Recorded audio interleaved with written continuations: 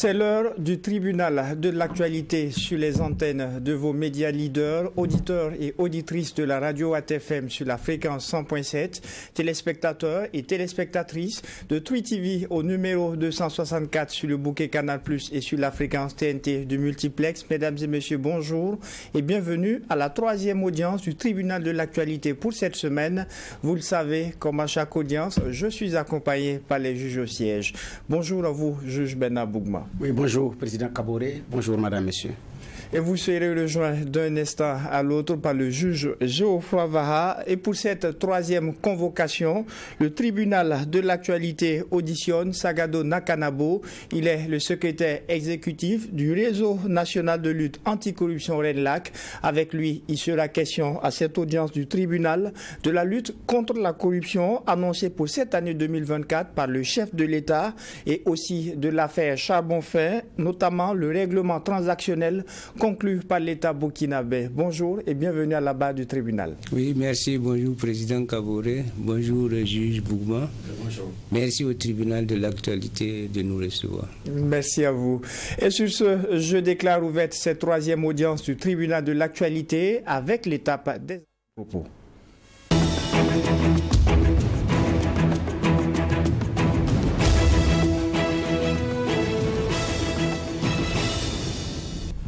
Juge Bernard Bougma, qu'est-ce qui retient votre attention pour cette audience du tribunal de l'actualité? Merci, président. Alors, ce qui retient notre attention par rapport au tribunal de l'actualité, vous savez, en décembre, il y a eu un fait. La police nationale a célébré son anniversaire. Et on a oublié, parce que c'était aussi dans le fourré de la fête, parce que c'est le 28-29, cette période de célébration. C'est l'une des anciennes forces de défense et de sécurité de notre pays depuis 1949. Donc, on n'a pas pu, à l'occasion, effectivement, leur souhaiter un joyeux anniversaire parce que c'est aussi eux qui veillent sur nous. Aujourd'hui, sur le théâtre des opérations, il y a des policiers qui aujourd'hui ont été mis en avant à travers les Goumi. Vous savez que dans le temps, il n'y en avait pas, compte tenu également de la catégorisation des forces, mais compte tenu également de la situation exceptionnelle dans laquelle nous sommes. Il y a cette entité de la police nationale qui est au front. Il y avait des entités spécialisées, notamment la BAC, l'UIPN, les CRS comme on les appelle, mais qui étaient pour d'autres missions. Mais aujourd'hui, c'est sur le terrain avec des armes de guerre. Bon voilà. Donc alors qu'il y a eu ce débat d'école à un moment donné et tout. Donc, mais dans le contexte, il fallait passer à autre chose. Donc encore tous nos souhaits de joyeux anniversaire à cette police, à tous les policiers, à toutes les policières et surtout à ceux qui sont engagés sur les théâtres des opérations à travers le Goumé. C'est un retour nécessaire et c'est un devoir en tant que citoyen burkinabé de leur également tirer notre fière chandelle. Donc encore une fois, joyeux anniversaire, messieurs les policiers et mesdames les policières.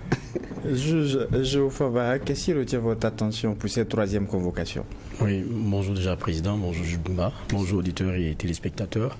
Ce qui retient mon attention, c'est bien le rapport de la SELC, mais pas tant que ça. Il y a le rapport qui est sorti, mais il y a le contexte dans lequel le travail est fait.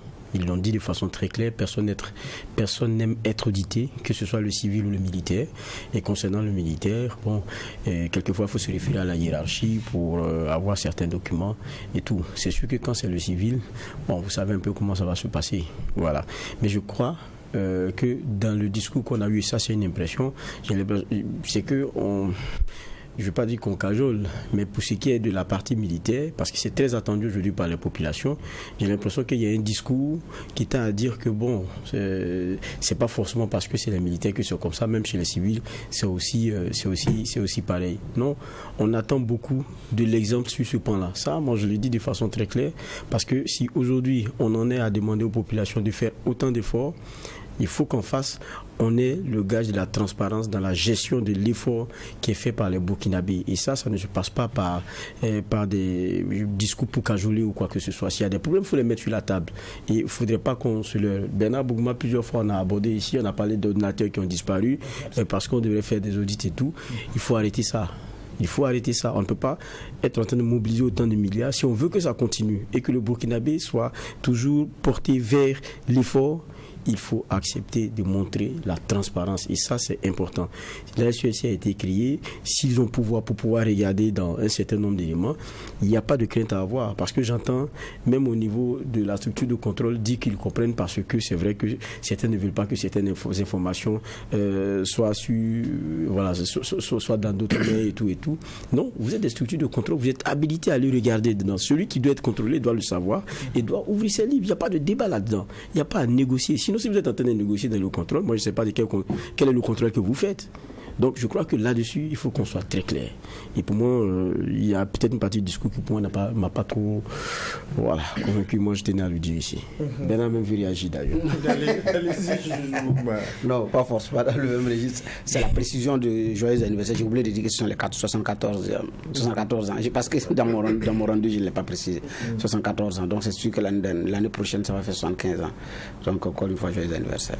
Merci, monsieur les juges, pour ces avant-propos. 2024, année de lutte contre la corruption au Burkina. Ainsi avait annoncé le chef de l'État, le capitaine Ibrahim Traoré, en début d'année. Quelles sont les priorités? Comment y arriver? Quel regard sur le règlement transactionnel conclu par l'État burkinabé dans le cadre du dossier Charbon fin? Voici le thème retenu pour cette audience du tribunal de l'actualité avec à la barre Sagado Nakanabo, le secrétaire exécutif du RENLAC. Messieurs les juges, le convoqué, il est à vous pour des questions de généralité. Juge Bernard Boukma. Non, de généralité, non, je n'en ai pas. Juge Geofava. Non, pas de généralité. D'accord. Allez-y donc dans le fond, juge Boukma. Bon, dans le fond du sujet, le premier point retenu, c'est l'affaire Charbon fin. Vous dites que vous êtes déçu de l'issue. Pourquoi est-ce que vous êtes déçu de l'issue qui a été accordée au dossier? Merci, juge Bernard. Effectivement, dans la conférence de presse, nous avons dit que nous sommes déçus de cette transaction parce que nous espérions tant voir la vérité que nous étions même prêts à penser qu'au stade où on était, parce que les débats étaient dans le fond étaient très, très ouverts, il y avait beaucoup de choses qu'on apprenait et tout à coup nous avons été pris, j'allais dire, de coups, qu'on vienne au moment où les choses semblaient être les plus intéressantes, arrêter, comme s'il y a quelqu'un qui a eu peur de la manifestation de la vérité. Qui pourrait avoir peur? Voilà. Et on s'est demandé, mais qui pourrait avoir peur? Parce que, en tout cas, Issa Khan nous a toujours brandi le point pour dire qu'ils sont tranquilles, ils n'ont pas commis de faute, ils n'ont rien fait, ils ne se reprochent rien. Donc celui-là ne devrait pas avoir peur de la vérité. Et l'État burkinabé non plus ne devrait pas avoir peur de la vérité. Ça fait que, en tout cas, nous n'avons pas du tout compris que brusquement, une transaction qu'ils pouvaient faire à tout moment, ils auraient même pu laisser faire au moins la décision à la première instance, au tribunal de grande instance, pour permettre aux populations de voir un peu clair dans cette affaire que nous avons qualifiée de sombre. Et parce qu'il y a des choses qu'il faut clarifier dans le secteur minier. Il y a les incohérences des textes, il y a les mauvaises pratiques des personnels administratifs, les mauvaises pratiques des acteurs miniers. Il y a beaucoup de choses qu'on commençait déjà à découvrir à travers l'analyse des rapports et le témoignage des experts. Bon, alors que la transaction vient mettre fin à tout cela, on doit arrêter tout, on ne doit même plus chercher à discuter, à comprendre. Bon, c'est vraiment ça l'origine de notre déception. Mais finalement, la transaction, elle est d'une disposition légale. Et les textes disent qu'à tout moment de la procédure, même judiciaire, la transaction peut intervenir. Donc, ça dit que ceux qui l'ont initié, c'est un respect vis-à-vis des textes du Burkina. Totalement. Ils sont dans leurs droits, ils sont en respect des textes. Mais nous avions espéré qu'au-delà de ces textes-là, vu l'intérêt du Burkina à ce que les populations sachent la vérité sur ce qui se passe dans l'exploitation minière, vu l'intérêt du Burkina à pouvoir prendre des dispositions pour éviter. N'oubliez pas que ça s'est produit en 2015, ça s'est produit en 2016 et encore en 2018. Donc on peut dire, comme circonstance aggravante, que Issa Kane est triplement récidiviste. Donc, récidiviste? Oui. Il avait été déjà condamné pour ça? Non, ils ne sont pas condamnés, mais ils ont fait la même chose 3 fois. Ça veut dire que si c'est pas bien, il faut qu'on cherche où est-ce que c'est pas bien, pourquoi c'est pas bien, pour éviter, pour toujours qu'on nous continue de faire comme ça. Or, en l'espèce, lorsqu'on a arrêté comme ça, on ne sait pas qui a raison, on ne sait pas qui a tort, notamment en ce qui concerne les vous savez, Issa Kane était poursuivi pour des infractions. Ces infractions sont sacrifiées comme ça, alors qu'on aurait pu discuter et puis voir là où c'était vrai, là où c'était faux, notamment des infractions sur lesquelles il n'était pas possible de transiger. Malheureusement, si on n'examine pas le dossier dans le fond jusqu'à son terme, on ne pourrait même pas éclaircir ces infractions et on les a abandonnées. Vous avez noté que l'infraction de blanchiment de capitaux, ça a été non constitué, franchise illégale, bon, tout ça, ça a été abandonné. Oui, ce que vous dites, c'est des infractions, mais à vous entendre, c'était comme s'il n'y a aucune présomption d'innocence vis-à-vis de Issa Kane. Même la question que je voudrais ajouter, pourquoi est-ce que vous ne vous êtes même pas constitué partie civile, puisque vous l'avez dit à la conférence de presse, compte tenu de ce que vous tenez à la manifestation de la vérité? Mais il n'y avait plus objet à se constituer partie civile. Dès lors que l'affaire était enclenchée, compte tenu de sa portée, au niveau du tribunal de l'actualité, on en a plusieurs fois parlé. Bon, personnellement, je fais partie de ceux qui s'attendaient à ce que le RENLAC se constitue partie civile, compte tenu de l'ampleur. Et moi, beaucoup pensaient d'ailleurs que c'était fait, et la question vous a même été posée à la conférence de presse. Oui, parce que, en fait, il y a ce que le RENLAC ne peut pas faire. Nous sommes constitués partie civile pour le jugement initial. Mais lorsqu'il y a transaction, on va se constituer partie civile. Pourquoi? À quel niveau? Pour le jugement initial, vous êtes constitué partie civile? Ah oui, nous sommes partie civile et nous avons même commis, en plus de nos conseils, des experts miniers qui nous conseillaient et qui ont intervenu à la barre. Donc nous étions pleinement partie civile. Mais lorsque les partis... Officiellement constitués? Ah oui. Ou bien par le fait d'être... Non, nous étions officiellement constitués partie civile. On nous remettait tous les documents du procès et nos conseils intervenaient, notre expert minier intervenait. Et bon, en tout cas, à toutes les étapes, nous sommes restés présents pendant les 5 années-là. Le RENLAC n'a pas manqué une seule séance et nous avons suivi de bout en bout. Nous sommes constitué partie civile, mais à partir du moment où les acteurs transigent, on se constitue partie civile où? Mais il y a une brèche qui permet de faire appel. Est-ce que vous allez le faire? Quand vous êtes constitué partie civile, est-ce que vous allez faire appel? Nous ne pouvons pas en fait faire appel. Nous avons analysé. Parce que si nous avions dit que nous faisions appel, en fait, ça allait être rapidement tranché. Parce que le RENLAC, n'oubliez pas que ce qui fonde notre action, c'est la loi anticorruption.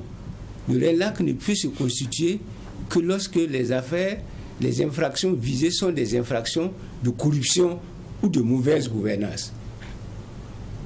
Étant donné que ces infractions ont été toutes abandonnées, il n'y avait plus matière à se constituer partie civile. Donc, en fait, c'était une formalité de nous demander si on avait des observations à faire. Mais c'était plié.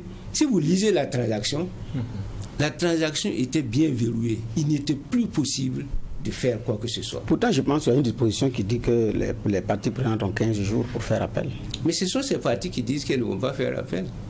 Donc, ça veut dire qu'il y a une possibilité de faire appel. Mais pas pour nous. Parce que pour nous, étant donné qu'il n'y avait plus d'infractions de corruption visées, il n'y avait plus possibilité, en tant qu'acteur de lutte anticorruption, on ne pouvait plus faire appel. D'accord. Bon, en principe, c'est-à-dire théoriquement, on peut dire qu'on va faire appel, mais lorsqu'on va faire appel, on connaît la réponse. Ah, vous présumez connaître la réponse? Oui. On D'accord. dit qu'il n'y a pas d'infraction de corruption Donc, notre appel est sans objet. D'accord. Vous étiez donc partie prenante dans cette affaire. Au niveau de la transaction, d'où est venue l'idée d'invoquer les textes liés à la transaction? Est-ce qu'elle vient de l'État ou est-ce qu'elle vient des SACAN? Puisque vous aviez vos conseils dans l'affaire, vous aviez tous les documents qui vous étaient transmis. Qui a émis l'idée d'invoquer les textes qui se réfèrent à la transaction dans cette affaire? Je pense que c'est bien SACAN. Je dis bien je pense, parce que c'est une vieille histoire. Hein. Bien sûr. On parle de la transaction là depuis au moins 1 an.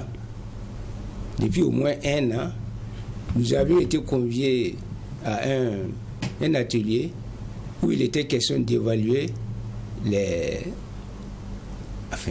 pertes, ou en tout cas les manques à gagner au niveau de l'État burkinabé. Bon, pour des raisons de calendrier, de temps et même d'opportunité, nous n'avons pas participé à cet atelier. Mais après l'atelier, nous avons rencontré les acteurs pour comprendre.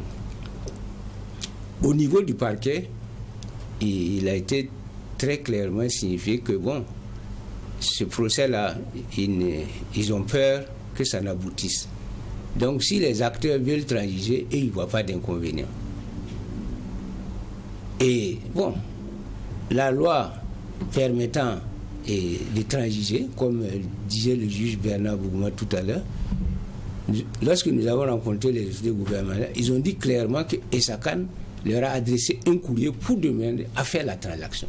Voilà pourquoi j'ai dit que ça doit être SACAN qui est à l'origine. D'accord. Et dans le procès verbal, il a été clairement dit que SACAN, à l'article 2, en reconnaissant les irrégularités là, a demandé à ce qu'il y ait transaction. Maintenant, nous tous, et nous aussi bien que nos conseils, lorsque le procès a été engagé, on a envisagé la question de la transaction et on a regardé les textes qui permettent à tout moment d'opérer à une transaction. Mais nous avions espéré qu'on allait quand même aller jusqu'à la fin de la première instance et nous l'avons signifié aux acteurs que, vu que c'est une première et vu le nombre de fois qu'on fait des transactions et que nous estimons mal menées, il vaut mieux au moins juger en première instance. Alors, in fine, vous êtes contre ce verdict, contre la transaction. Vous connaissez le besoin de l'État burkinabé en termes de ressources économiques. Oui. La question que je vais vous poser, est-ce que finalement un bon arrangement n'est pas mieux qu'un mauvais procès? Vous l'avez dit tout à l'heure, il n'y a aucune certitude quant à ce que ce soit l'État burkinabé qui pourrait remporter ce procès ou encore les SACAN. Bon. Dire qu'un bon arrangement vaut mieux qu'un mauvais procès. Mais nous espérions qu'on allait avoir un bon procès. Nous n'attendions pas un mauvais procès. D'accord. On attendait un bon procès et dans lequel certaines révélations allaient être faites et surtout certaines leçons allaient être tirées pour l'avenir. Est-ce que ce n'est pas l'inverse? Est-ce que ce n'est pas un mauvais arrangement qui vaut mieux qu'un bon procès? Je pense que l'expression c'est comme ça. Peut-être que je peux me tromper. Qu'un mauvais arrangement vaut mieux qu'un bon procès. C'est ça. Oui. L'expression, c'est un mauvais arrangement qui vaut mieux qu'un bon procès. Exactement. C'est ça. Alors, ok, allez-y. Vu aussi sur ce plan, bon, c'est une façon de voir, parce que si le mauvais arrangement permet aux partis d'avoir leurs intérêts, il n'y a pas de problème. Mais ici, nous, en tant que Burkinabés et en tant qu'acteurs de la lutte contre la corruption, notre intérêt, c'était de voir la vérité dans ce procès. Et l'arrangement, bon ou mauvais, ne permettait pas d'avoir cela. Ok, la parole au juge Favara. C'est vrai, on dit qu'un mauvais arrangement vaut mieux qu'un bon procès. Mais est-ce que dans ce cas de figure, on n'est même pas dans un bon arrangement pour éviter un mauvais procès? Ça fait 5 ans pour l'entreprise que ça dure. Je comprends le RENLAC, qui est évidemment sur le principe de certaines valeurs et puis sur le principe aussi d'une certaine transparence qu'elle veut bien voir transpirer et d'intérêt qu'il y a chez nous au regard du respect de ce que nous avons comme texte et aussi de notre administration dans le sérieux qu'elle met dans certains process. Mais, j'ai dit, il y a une entreprise aussi qui regarde sur comment, depuis 5 ans, parce que quand on parle du procès charbon fin, ça fait 5 ans. Oui. Sur 5 ans, comment est-ce que ce procès-là aussi ne lui crée pas plus de problèmes? Pour se défendre, Sakane a mis 1 milliard au moins dans ce qu'on hors avocat pour ce qu'on a comme expertise technique, puisque c'est elle-même qui finance la question des expertises la plupart du temps dans le procès. C'est parce qu'elle a envie de se blanchir, sinon moi je ne sais pas pourquoi est-ce que vous êtes en train de dépenser autant. Et ça fait 5 ans. Vous avez pour l'opinion, comment dire cela, le visage du fraudeur et de celui qui ne respecte pas les textes.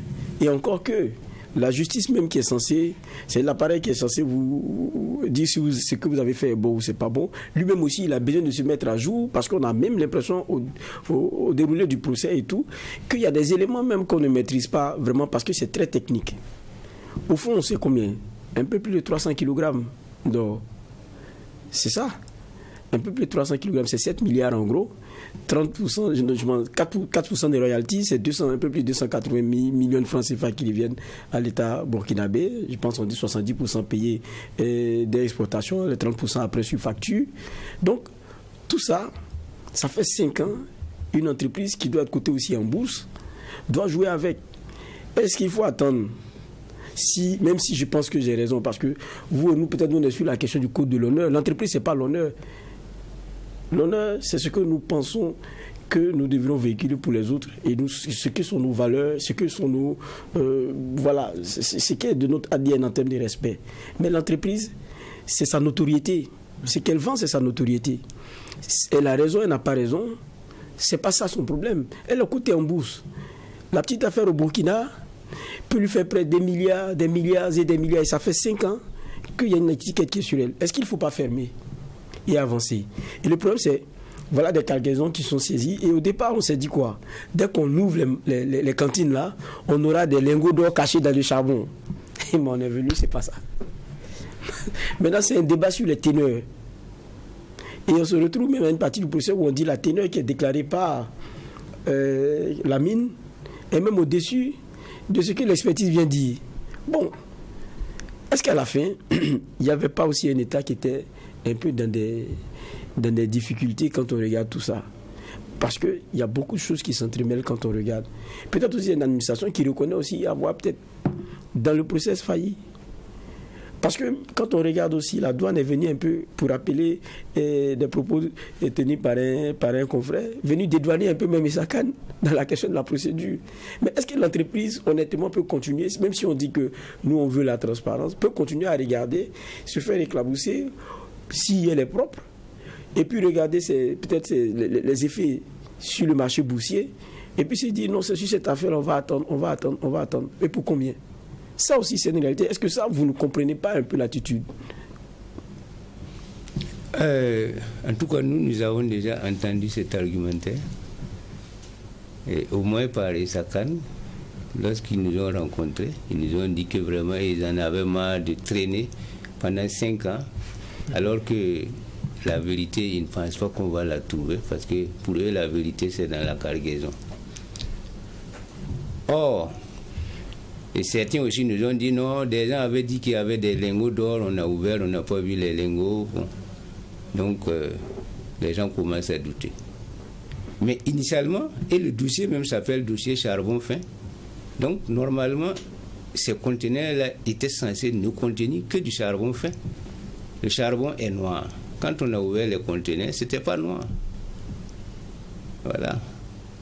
Donc, pour nous, et jusqu'à preuve du contraire, aujourd'hui, notre conviction est qu'il y a eu fraude. Et Sakane a demandé l'autorisation d'exporter du charbon fin. Ce qu'il y avait dans les conteneurs, ce n'était pas que du charbon fin. Déjà, pour ce premier point-là, pour nous, le débat devait être clos. Ce n'était pas que du charbon fin. Expliquez-nous, parce que nous, on a vu le débat de teneur. Non, mais vous savez qu'il y a des éléments qu'on a dû aller expertiser en deuxième position parce que ce n'était pas du charbon fin. Ils ont appelé ça les corps solides.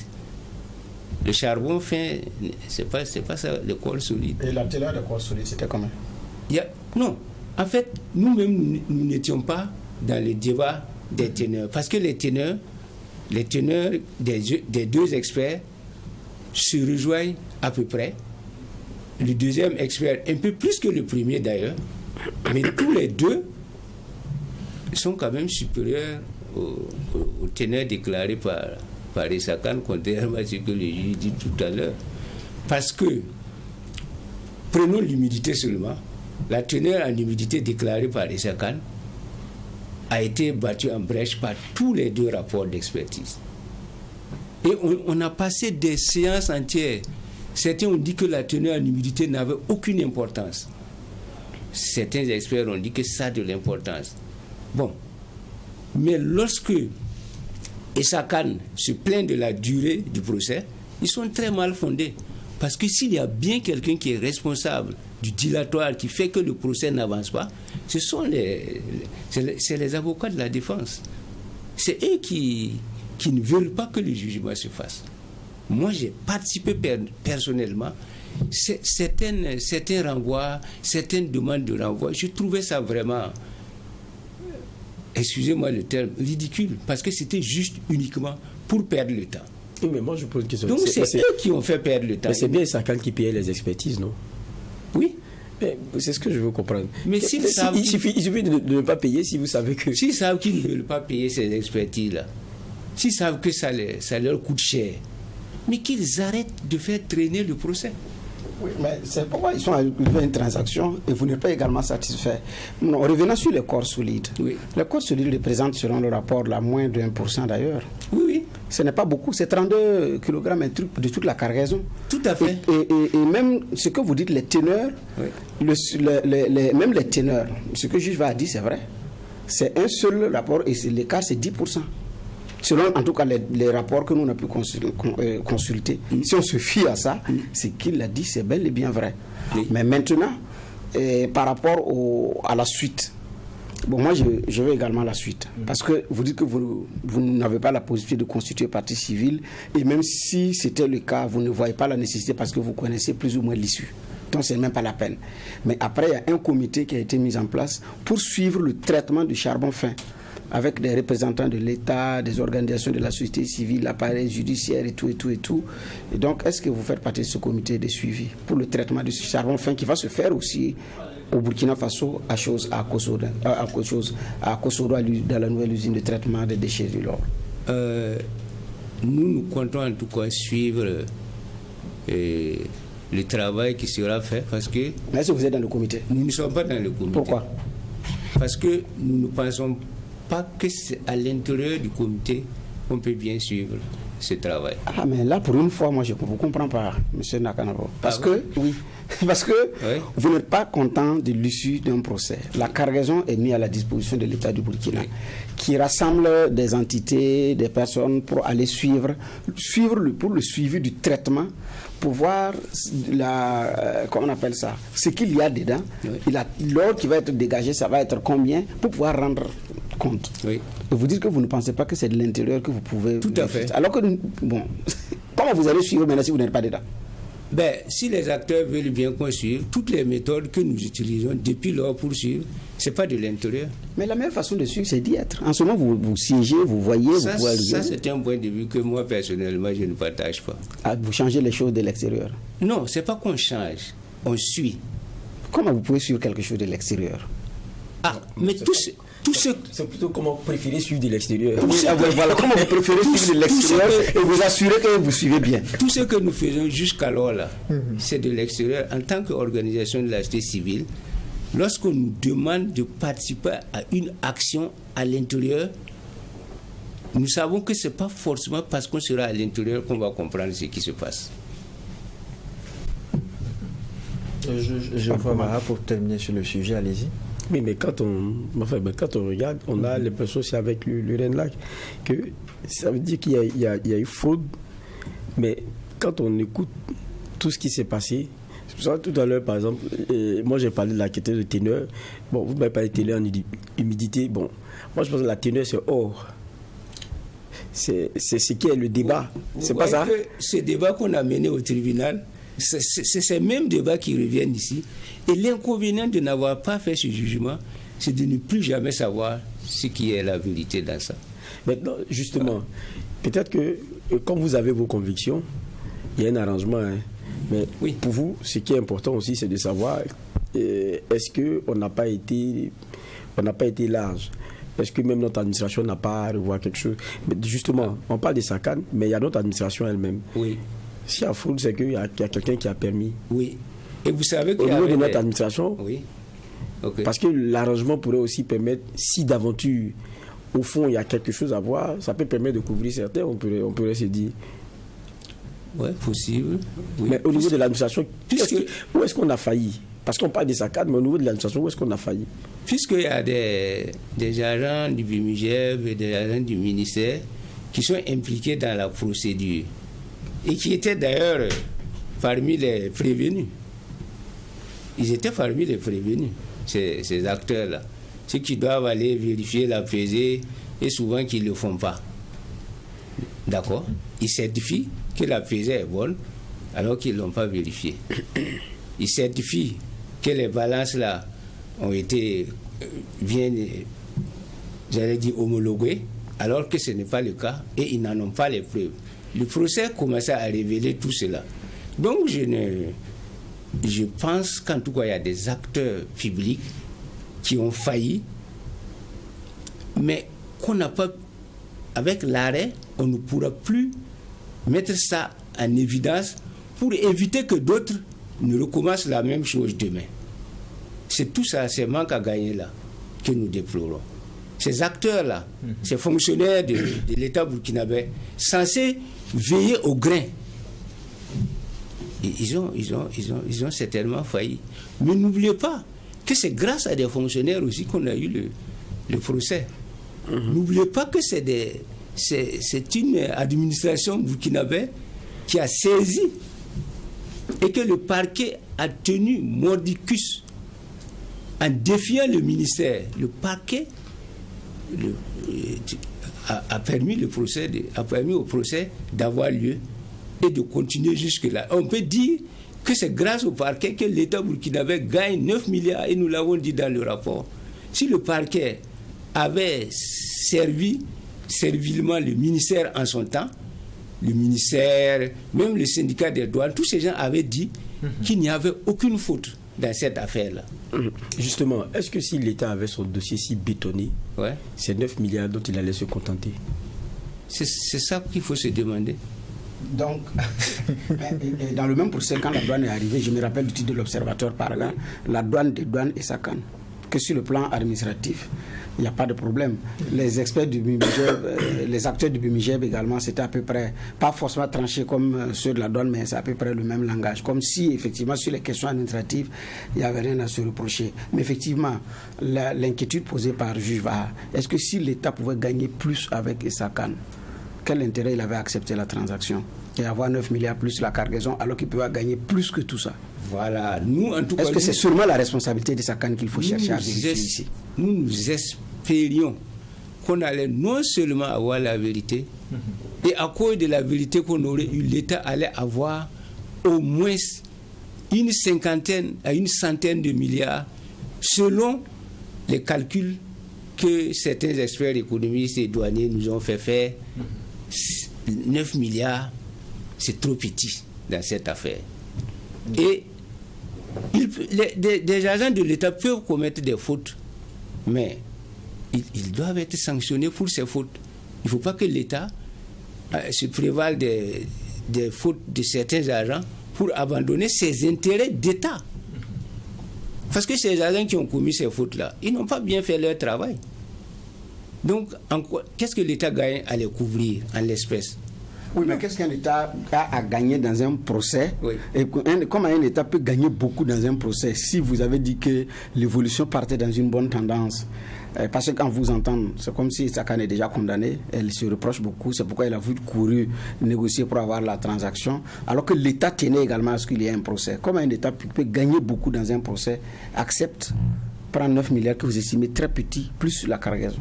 Alors que l'État pouvait gagner plus si ça aboutissait. Est-ce qu'il ne faut pas chercher la responsabilité dans les deux? Est-ce que si on allait jusqu'au bout, ça allait être réellement l'issue tel qu'envisagé par vous? Maintenant, on peut Oui, on se pose des questions. Oui, quand on parle de charbon, c'est sombre, hein, tout est sombre. Oui. Donc le charbon lui-même, il est sombre. Donc c'est pourquoi on se pose beaucoup de questions. On se pose ces questions. Pourquoi l'État, qui selon nous devrait pouvoir gagner plus, s'est contenté du peu? Nous n'avons pas forcément la réponse à cette question. Ça aussi, c'est un volet de notre déception.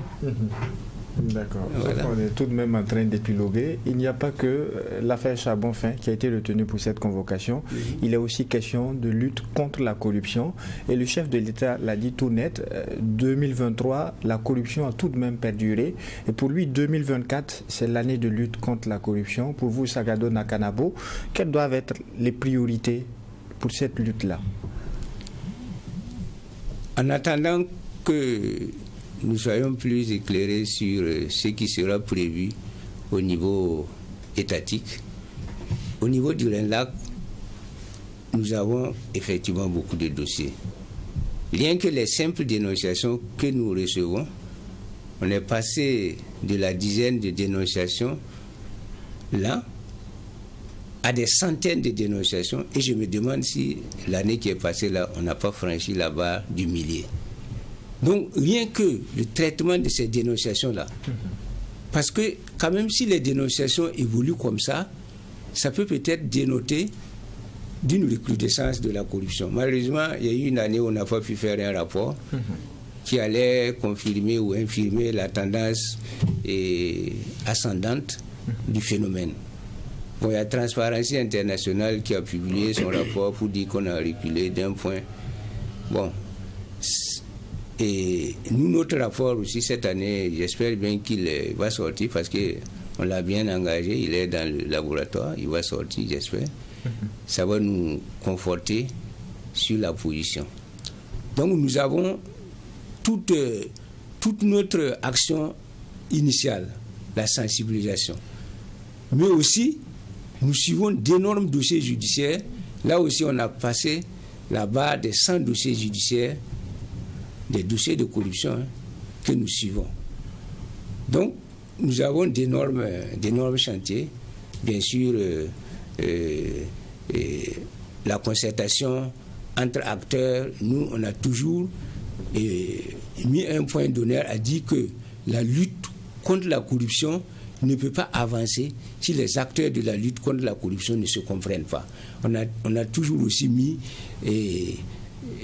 beaucoup d'énergie à travailler à ce que ces acteurs-là se concertent, à ce que nous puissions harmoniser nos façons de voir.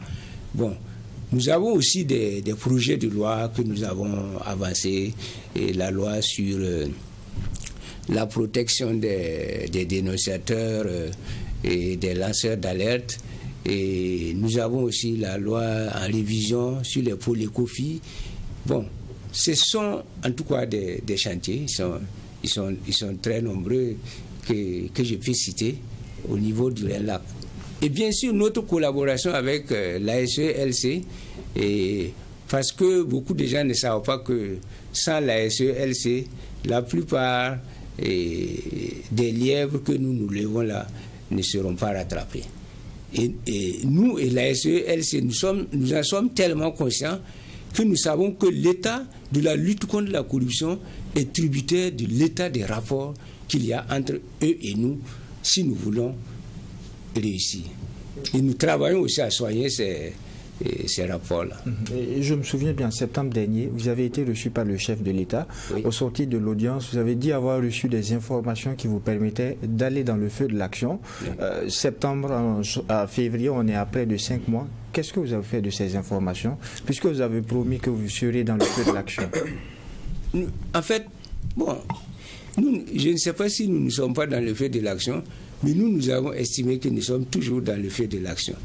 Le chef de l'État nous a annoncé certains dossiers. Quel dossier?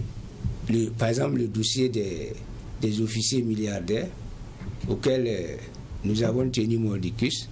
Il nous a dit que ça va venir. Nous, on lui a dit notre engagement à soutenir l'action à son temps, c'est-à-dire quand ça va venir. D'accord. Voilà. Juge Ofava.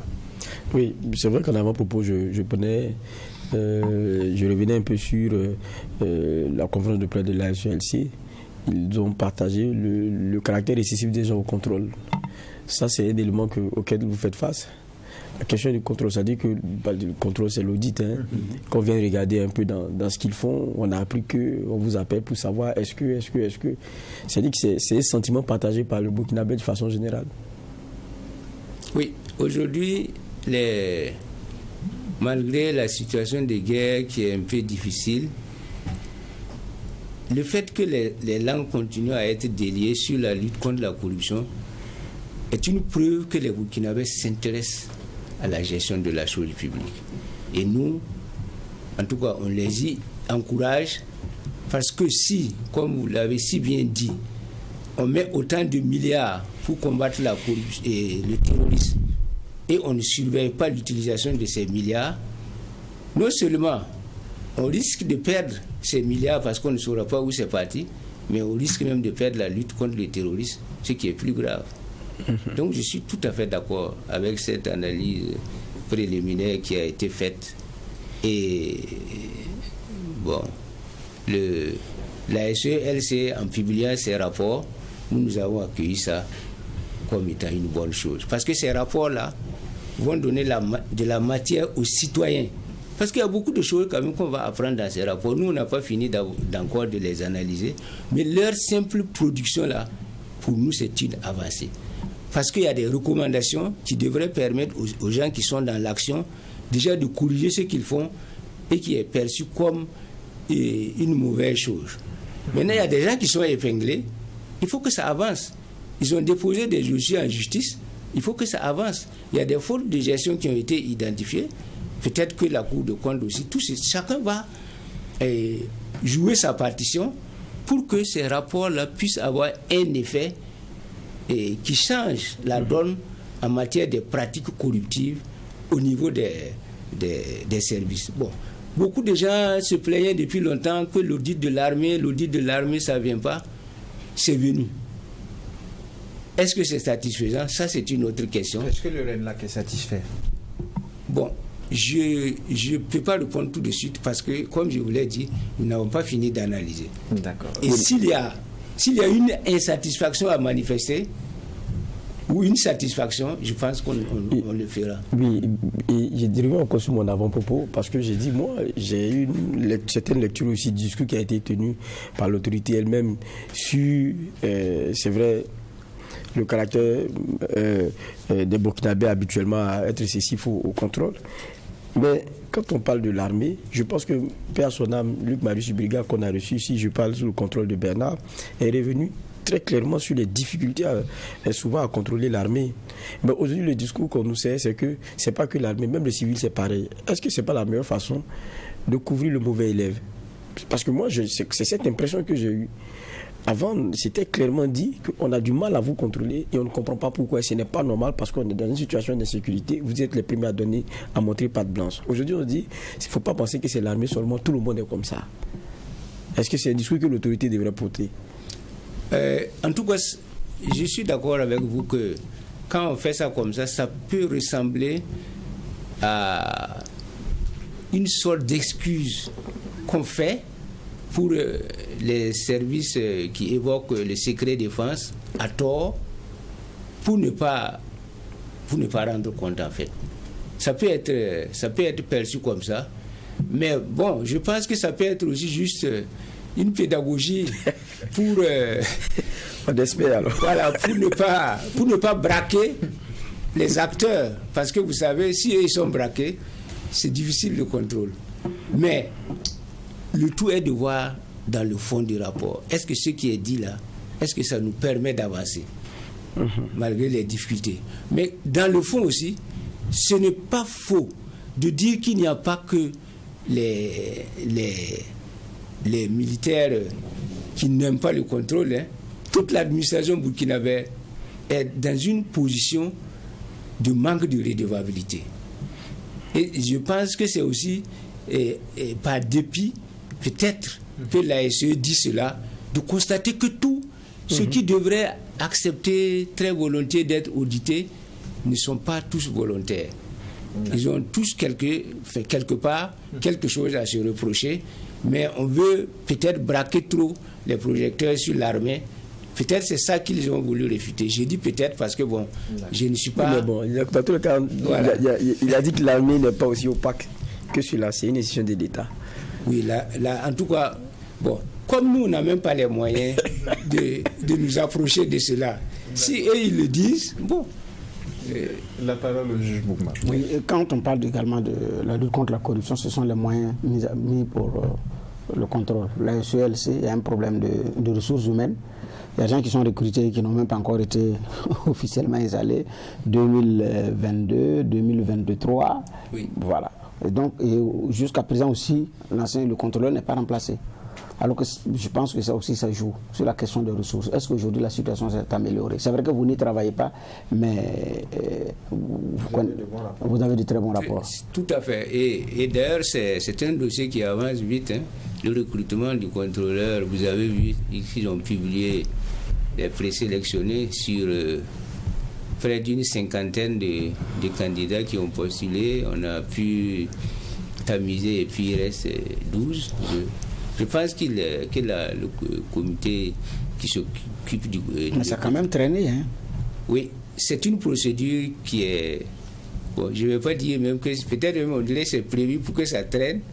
Parce que quand on regarde la procédure, il faut lancer, donner un temps, recevoir les candidatures, les examiner. Et c'est pourquoi, moi j'ai salué la disposition qui permet aux contrôleurs adjoints d'assurer l'intérim pour permettre que l'absence d'un contrôleur général d'État ne bloque la machine. Et en tout cas, nous, on a senti que le contrôleur par intérim là, il a tellement pris sa tâche au sérieux qu'on n'a pas senti que c'était un contrôleur par intérim. Mais nous, en tout cas, nous avons... Les dossiers que nous envoyons sont traités avec célérité. Et bon, lorsqu'il y a des insuffisances, les demandes de collaboration que nous envoyons sont vite traitées. Et lorsqu'on veut faire des concertations, ça reste fluide. On ne sent pas... Enfin, c'est pas pour excuser, hein, mais je pense que c'est cette disposition-là qui nous permet à nous de ne pas sentir la longueur du recrutement, le temps qui est mis pour faire le recrutement.